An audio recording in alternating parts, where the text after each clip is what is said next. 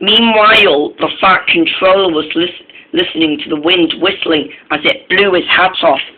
"Oh, my heart!" he said, and it blew all the way.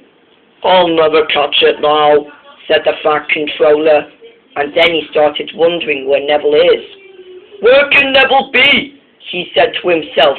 "I thought he was really reliable. I'm sure something must be wrong." Then he phoned it, and then he phoned for help. He phoned Jeremy's operator, and then listened. "Neville is fetching coal for the other engines, but he has disappeared. I'd like to send Jeremy immediately." "Certainly, sir," said the pilot. "Right away."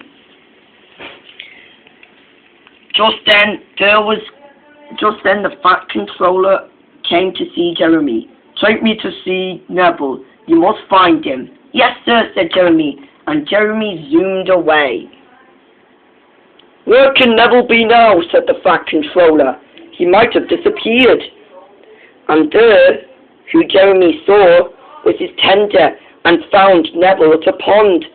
"There's Neville, sir," said Jock. "He's crashed." Oh dear, said the Fat Controller. And with that, however, Jeremy landed on the ground, and the Fat Controller came to see Neville, and went for help as well. The pilot thought, "This doesn't look good.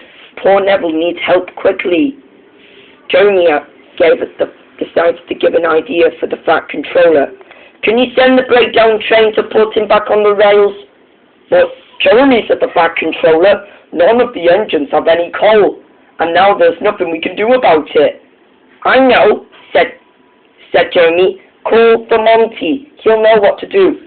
"Thank you," said the Fat Controller, and the Fat Controller ran excitedly to see Monty, and there was Jeremy on her own, looking after poor Neville. He wasn't looking well at all. He felt dirty in that dirty pond at all, and his tender was still off the rails, and that